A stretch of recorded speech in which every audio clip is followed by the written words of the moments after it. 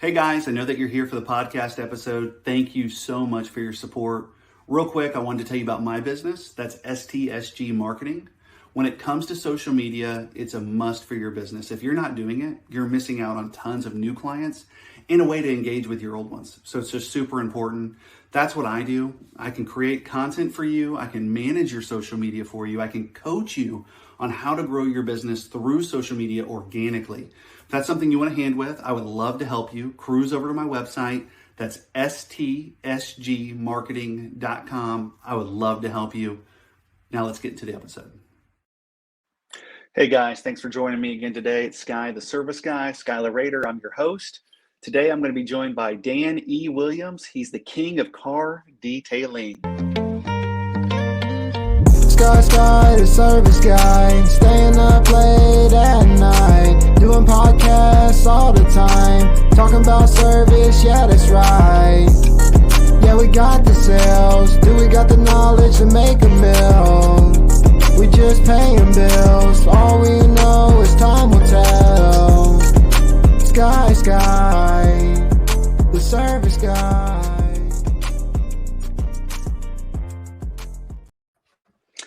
Dan is a 20-year veteran in the car business as far as detailing goes. He was able to produce the only ceramic coating warranty that's compliant. He's also a Golden Microphone winner. We're honored to have him with us today. He helps other people grow their business, and you can find him on his own podcast, Owner's Pride. Hey, Dan, thanks for joining me. Hey, man, how are you doing today? I'm doing fantastic. I really appreciate you setting aside time for me. After doing a little bit of research, I didn't realize I had the king of car detailing joining me. Man, I gotta say, I was jamming to that opening little ditty that you had there. I appreciate it. That's from a good friend of mine, Chris Jordan. His artist name is Jordy. You can find him on SoundCloud, Spotify. He also makes graphics and has a great graphics business. I would love to have him on soon as well. But today, we're here to talk about you, Dan.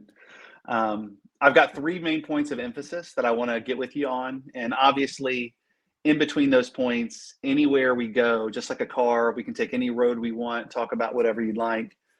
The first thing I want to get is your backstory, kind of go into the challenges that set you up for this path of getting into the car detail business in the first place. You already shared a few of them with me on the pre-call. I would love for you to share that with my guests if you're comfortable.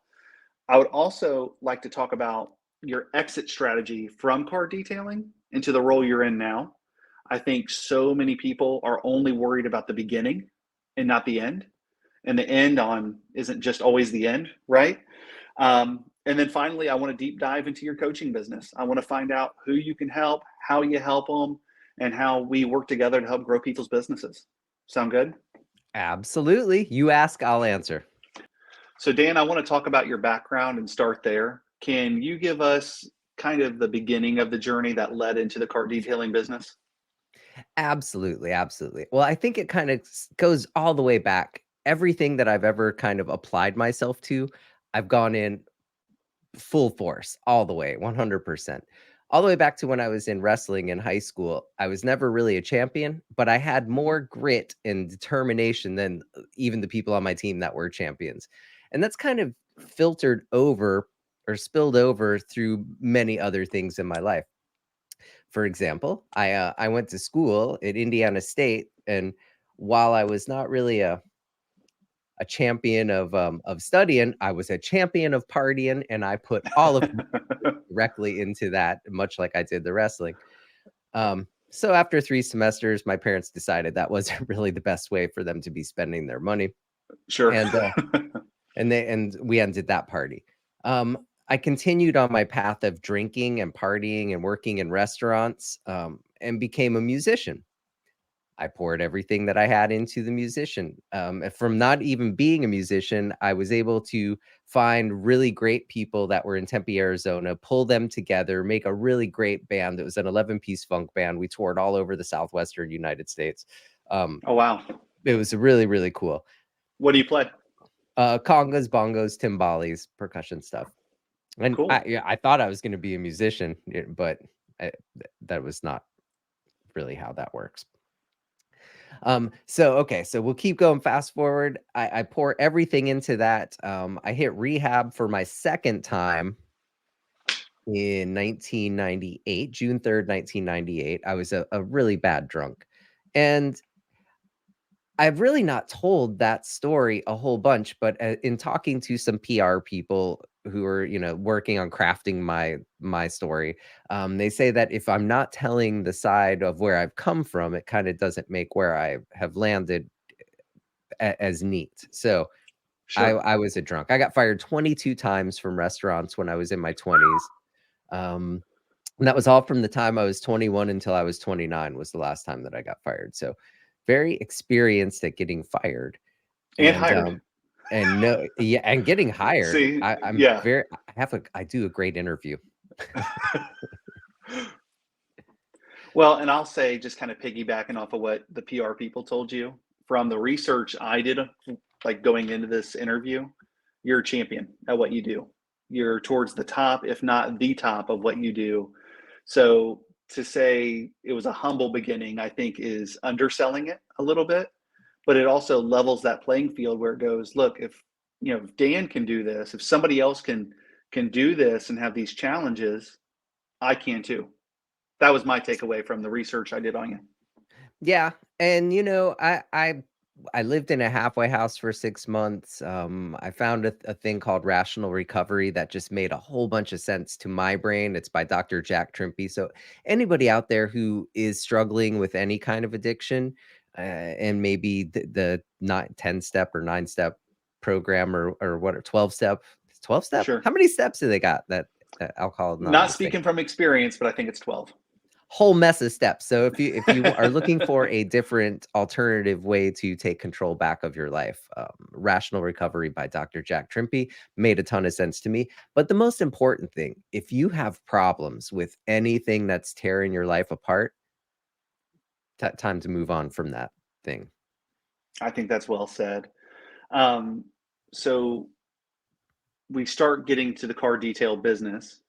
So I'm assuming did someone hire you, or did you just start just your own, just go buy some stuff from the store and go at it? How'd you get started? So my band that I was in after I got out of rehab in the halfway house, we moved to California, to San Diego from Phoenix, Arizona. And I was a waiter at Joe's Crab Shack at the time. And I was in my early 30s, and my family was really starting to pressure me to go into management. And I just could not see myself in that role of a glorified babysitting. And it Sure. just it seems soul robbing. And to be quite honest, my sister and my stepbrother are both restaurant managers, and I wouldn't trade with them for the world.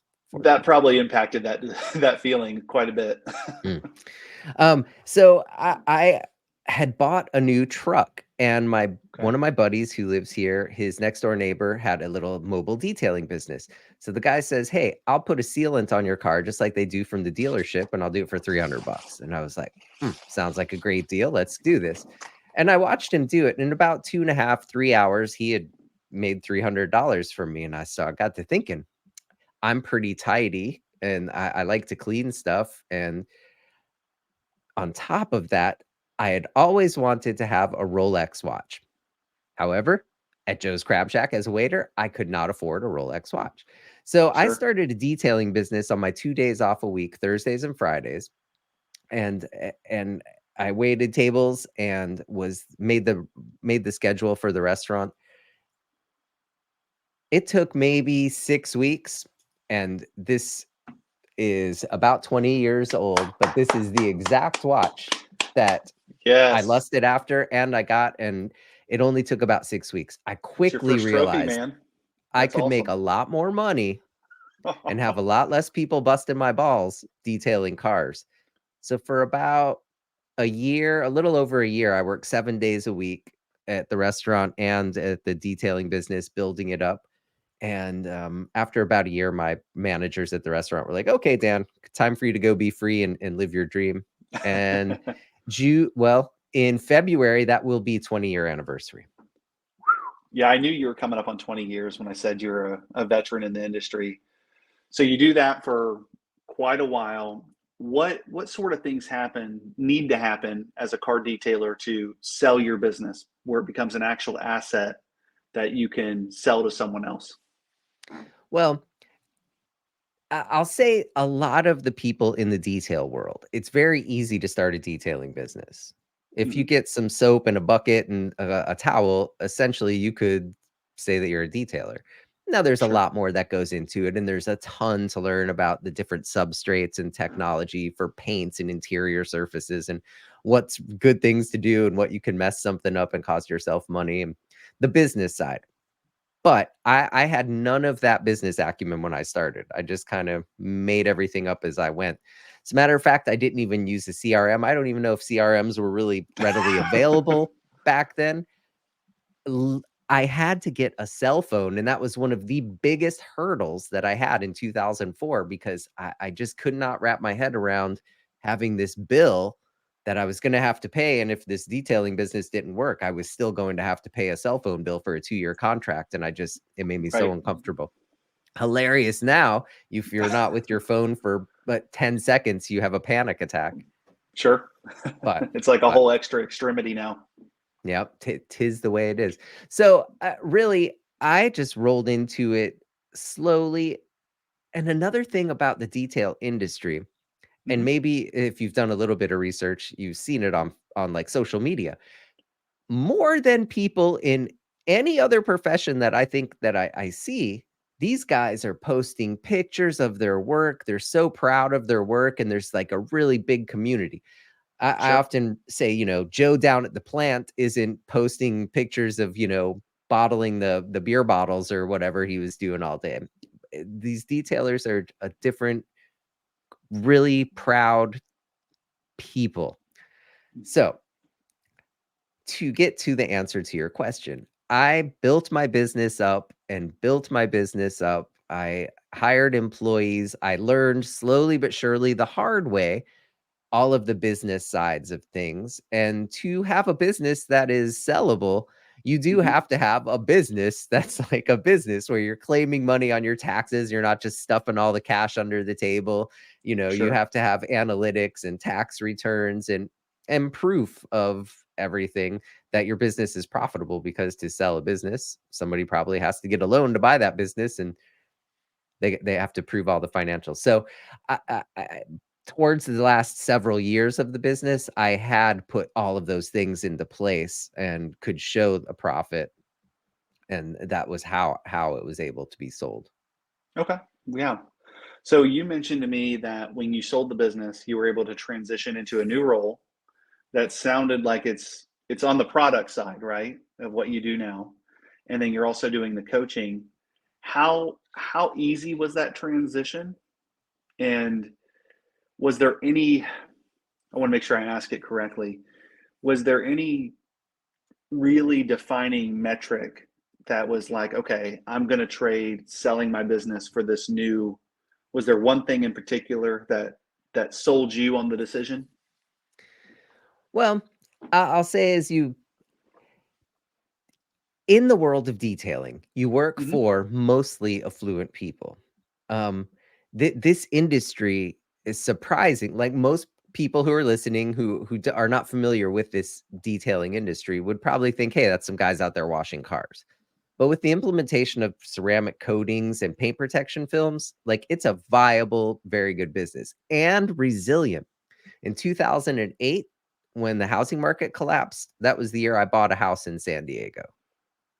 When we had a global pandemic, that was 3 weeks after we launched Owner's Pride, and we've had exponential growth ever since. So first, I'll just say this is an incredible industry. There are people leaving college degree jobs, so not just the people coming in from very blue collar, but people leaving college degree corporate America jobs where they're making money to come and run detail shops now. Right. Um, it's and because you work for so many people, there's of influence and wealth, there's always opportunities that are right in front of you. Now, when you guys came up with the name Owner's Pride, I'm assuming it's tied to that story that you just told me about, Joe at the plant. He's not exactly taking pictures of what he boxed up or whatever. No offense to Joe at the plant if you're listening. We definitely need you out there doing that. But it's a different pride in the work. And I think you're right. I'm on Facebook constantly and Instagram, and watching car detailing videos is one of my guilty pleasures. I love watching the transition from dirty to clean, clean to dirty. So when they post that, yeah, there is a certain amount of pride associated with that. Is that so, Dan, when you're transitioning from owning a business to being partners in a business and working more on the product line, how does it change when you're serving your customer instead of the person with the car? You're I'm serving all the the way detailer. back to the beginning. Okay. Okay. So how was the transition for me to leave my detailing side to go in? Yes. I'm a person that's always taken advantage of opportunities. And because of being in the detail world, there's always opportunities. As a matter of fact, my house I was able to buy because one of my customers was a real estate lawyer and he bought and sold houses and he helped me buy my house. Also, I was early on, I was given a piece of advice by a man named Joe Fernandez who owns he's in West Covina, California. He owns Superior Shine Detailing. And Okay. he was already a big name in the industry when I came in. And one of the things, and I'm not sure if this is in your industry too, but detailers are very much shiny new object syndrome havers, chasing the next shiny thing, just terrible about it. Like, We can't and help it. yeah. So I think maybe it's just human nature. So I would always, there would be a new polish that came out or a new machine, and I would call this guy and I'd say, "Hey, Joe, do I need this?" And he told me, he said, "Find a company that you like the products, the culture, and the people, and make yourself the best you can with that." Well, I took that piece of advice and I ran with it. And I had gone to Mobile Tech Expo, which is an industry trade show, and it's in Florida. And this is probably, gosh, 2006 or 7. Oh, wow. And I had 2 employees with me, and we got to a part where we separated into groups. And I went Right. to watch a seminar by a man who owned a company called Opticoat. And it was when ceramic coatings were brand new. They were first coming out, and he had colored paper clips, and it was very easy for me to digest the primary colors. So I started using his products. And by the end of that show, I told my 2 employees, "Hey, let's start another business, call it SoCal Detail Supply, and we'll, sell their products." When we all put in $500, and within a year, those guys both left, and I still have SoCal Detail Supply as a secondary business to this day. I worked at OptiCoat for multiple years as a consultant, and then it came to a point where the CEO of that company said, "Hey, it's time to sell your business and come on with us full time." So I went there as a regional manager, and I worked my way up to vice president of business development. Tons of connections. Um, the job got kind of wonky, and everybody kind of left after a while because of oddities in pay discrepancies. We'll Sure. say. We'll leave it at that. Um, Damon Gray, who's the founder of Owner's Pride, was my customer when I was at my last company. So when I had already done a lot of work with them, gone out and done trainings for them in Omaha, and they were also participating in the dealership program that I created at the last company, an F&I program to sell through dealerships. So when they decided they wanted their own company, they tapped me to come and be a part of that because I kind of had a roadmap of what was supposed to be done. And I Sure. guess You've done it. I guess I did good job giving them customer service when they were my customer. Right. Yeah. So Owner's Pride is a detail shop in Omaha, Nebraska, and they've had that for a little over 7 years. And what's really cool, Damon and his son Logan started that business. Logan is since moved on to a marketing analytics job, but in 7 years, Damon has grown that shop to gross over $1 million, hired in management and employees to run that, able to focus his focus on building Owner's Pride car care products. And we're Right. about 4 years into that business. Wow. So he went from working in the business to working on the business just in 4 years. That's huge. Yeah, well, yeah, it took, 7 years to get to where he is now, but gosh, now he has done what we preach. And exactly what you said, working on the business, not in the business, able to not have to be there for the business to be running. So, if he needs to go visit his grandbabies in South Carolina, he can go do that, or, whatever he needs to do. Now, kind of on that topic of working on your business, when you started doing the coaching, what were you looking for in a potential client? So because I'd been a rep for these detailers for so long and grown my own business, I kind of have a good feel of what needs to be done. And knowing that so many of the guys don't have the business acumen to they're all worried about being the best technician and that they're the best polisher west of the Mississippi. That's kind of like how Sure, I like to put it. But to actually grow and scale your business and taste real success, you have to have the other side. At some point, you have to make that transition.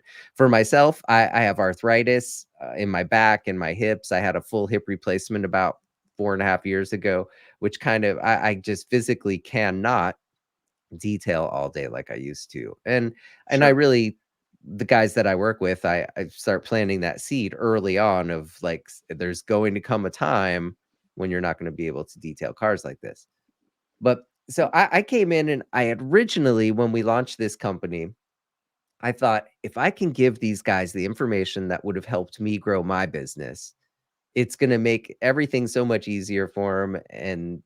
And I just kind of had these, this crazy idealistic thing in my head. But what happened was I would sit down and I would talk to these guys. Usually my kind of foundation is using a CRM and having a sales funnel and an email nurture campaign. I just think that's kind of one of the most important things for a business to do, especially if you're trying to sell something to somebody. Sure. And I just knew that if we could get these guys to do that, that it would make a difference. However, I wasn't charging anything. They'd come in, they'd sit down just like this. We'd go over stuff. They'd take hours of my time. They'd be like, oh, yeah, sounds great. Then they wouldn't go do any of the homework. There was no accountability, spinning my wheels. As a matter of fact, I get paid pretty decent money. And to completely just waste time spinning wheels, none of the partners were really on board with that. They're like, Sure. something's got to change. So after like kind of really, reading a lot of business books and talking to coaches myself, I settled in on Mike McAllowitz Fix This Next coaching program, and we kind of brought that in. And the premise is, you have all of these things that you need to work on in your business, and if you try to work on everything at the same time, you're Can't not do it. really focusing on anything and nothing gets done. So we use an assessment. We find the most vital need, and then we make a plan where we can work on that one plan, measure it, have weekly meetings, have a monthly group meeting where everybody talks about their vital need, and where they are in the process to help hold everybody accountable. And we're charging some money for it. And it day and night difference. Like this is actually something that really can move the needle and help people grow their business. Where would you, how quickly could you have gotten to where you're at with the same coaching? Well, if I would have had an open mind to it, who knows? I wish somebody would have given me half of the information when I was, back in 2004, 5, 6, 7. But there was nothing there. It was just try to figure it out yourself, trial and error.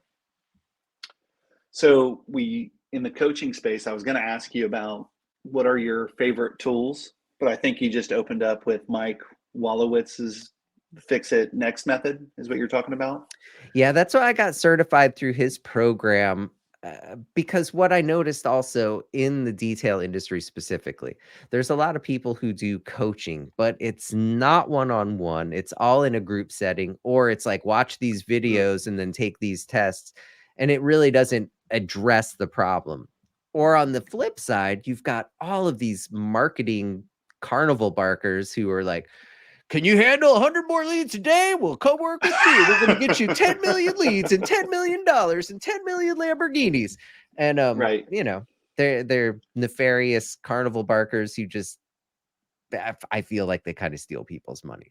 I totally agree. I totally agree. One of the reasons I got into doing this is I want to work one-on-one with small businesses and I want to help them. My favorite businesses are the ones that go to someone's home. So you talking about mobile detailing, I have a guy from my church literally set up to come this week to help me out, and he's starting a little detail business of his own. So I'm going to support him. Awesome. Now, Awesome.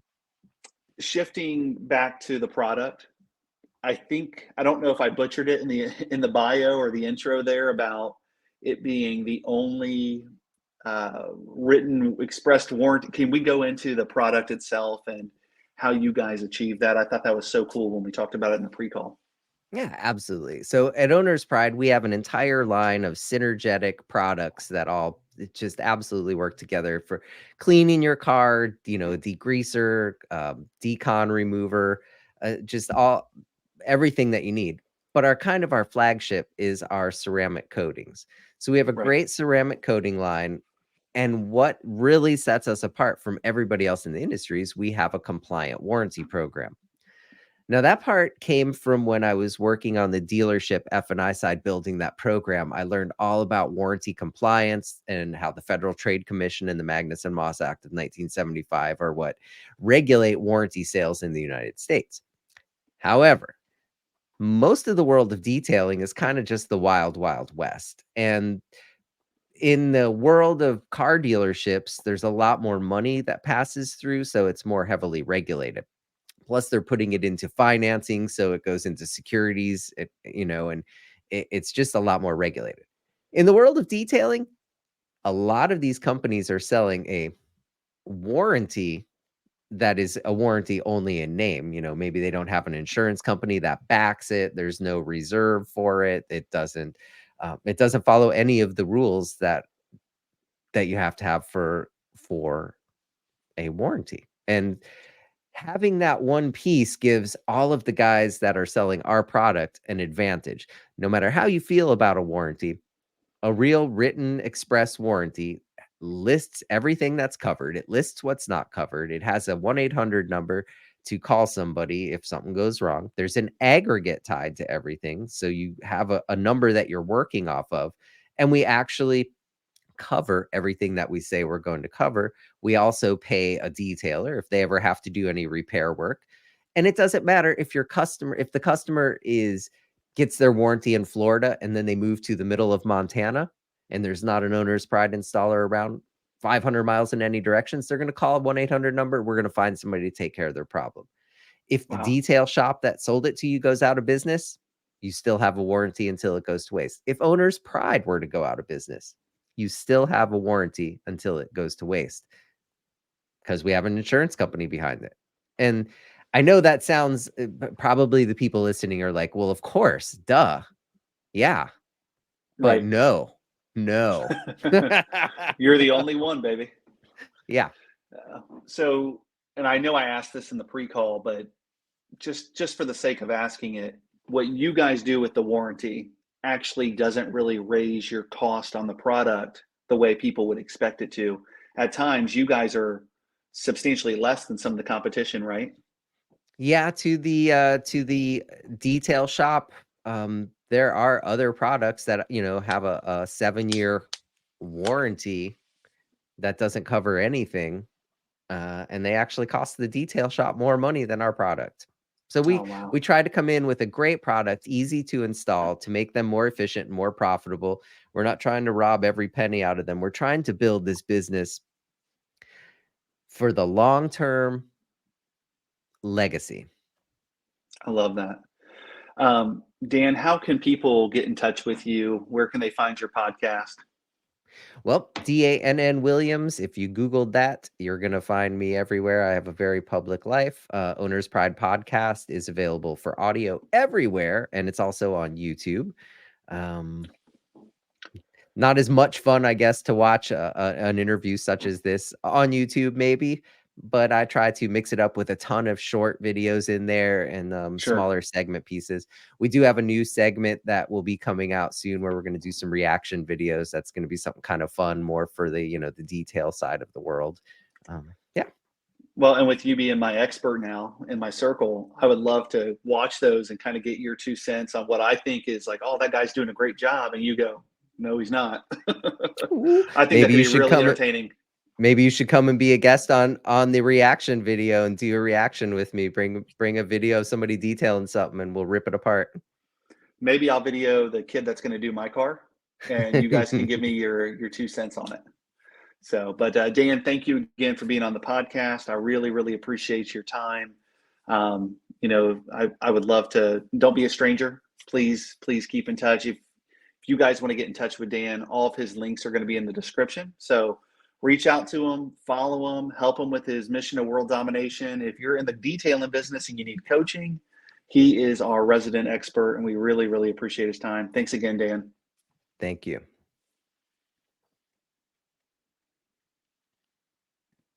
Well, there you guys have it. Another great episode. Dan's a fantastic guest. We really appreciate him coming. You know, one thing to take away from this, and I'm glad he shared the Rolex story, it's not where you begin. It doesn't matter the mistakes you've made. You guys can have a high level of success. You just got to put your mind to it. You got to work, and you got to have a plan and be organized, just like Dan. So, you know, if you enjoyed listening to him as much as I did, be sure to reach out to him. If you like content like mine, be sure to like, subscribe, share it, tag a friend. And, you know, honestly, guys, we just couldn't do this without you. Thank you again. I hope you guys have a great day. Talk to you soon. Sky, the service guy, staying up late at night, doing podcasts all the time, talking about service, yeah, that's right. Yeah, we got the sales, do we got the knowledge to make a mill? We just paying bills, all we know